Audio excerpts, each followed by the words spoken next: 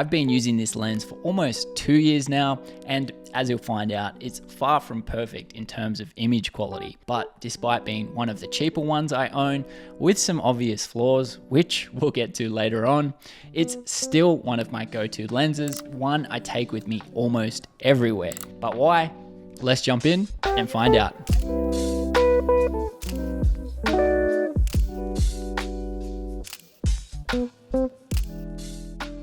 I've used this lens an awful lot over the past few years. A lot as a general travel lens, quite a bit more for street photography scenes, and the occasional portrait. Which brings me to my first point on this lens, its versatility. 24mm is actually such a nice focal length.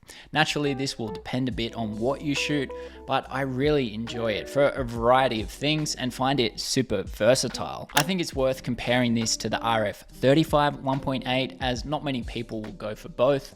I've really only used that one briefly, and it is a nice little lens as well. Controversial, I know, but for my photography, I actually find 24mm far more versatile. 24, you can get those slightly wider scenes, more suited to things like landscapes. It's also great for day-to-day travel moments, like shooting in smaller spaces, even indoors, visiting cafes, architectural photography, and things like that, where 35mm can occasionally just be a bit too tight. I also love 24 for more of these wider street photography scenes, and think it's really beautiful for unique portraits as well, incorporating a bit more of the overall scene than 35mm, and I also find it great for video. When pairing this lens up with other primes, I think the 24 and 50mm combo makes a lot of sense as well. I love what you can create with just these two lenses alone, and this is a big reason I opt for 24, giving a bit more variation when you pair it up with a 50 compared to the 35. Of course, this is definitely subjective and will totally depend on your style of photography, but definitely worth considering.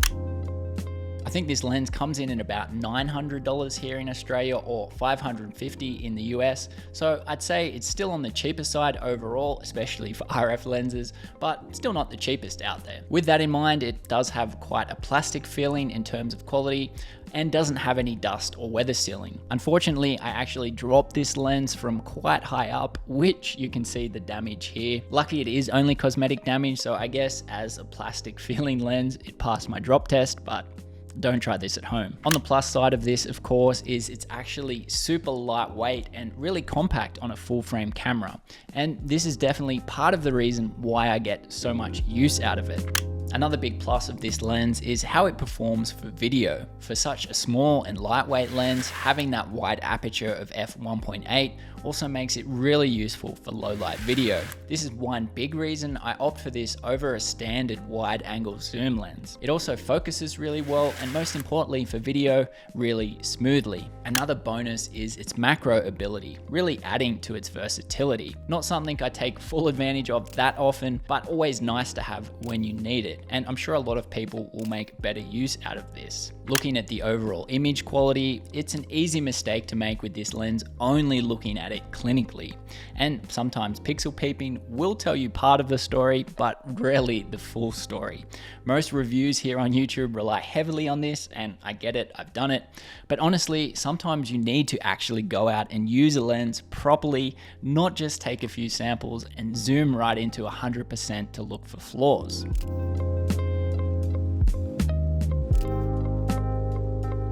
So first of all, just showing examples here because I have plenty. I wanted to make it quite clear how happy I am with the end result from this lens. Honestly, I love the images I've been able to create throughout its full range of apertures. Honestly, some of the flaws I'm about to mention don't even enter my mind when I pick up to use this lens. But naturally, you might use it slightly differently to me, so they are still worth mentioning. Looking at images straight out of camera before any lens corrections on this lens, one thing is quite obvious. It's far from perfect. You will find some pretty strong barrel distortions and even strong vignetting at the wider apertures, especially f1.8. Naturally, these are easily fixed with lens corrections, but of course, these corrections, you do need to note your 24mm image will be slightly cropped in, so you lose some pixels and maybe some slight image quality in doing so. But on modern mirrorless cameras, this image quality definitely isn't a concern to me, unless you're a pixel peeper. But again, you should definitely consider this crop that will occur with lens corrections, especially if you want that really wide 24mm image. You lose a little bit. Remember, this will come from correcting the distortions, which on some photos, honestly, you might not need to do. But any photos with large lines in your image, I often want to correct these. The vignetting is fine, easily corrected either in camera or Lightroom, but sometimes keeping a bit of this natural vignetting actually works quite nicely as well. So I tend to tweak both the distortion and vignetting depending on the image. At f1.8, I always find nice sharpness towards the center, but this can be lacking in the corners. Again, only of note at these real wide apertures. This quickly becomes a non-issue for me, how I'm using this lens, but you should weigh up how you're going to use it.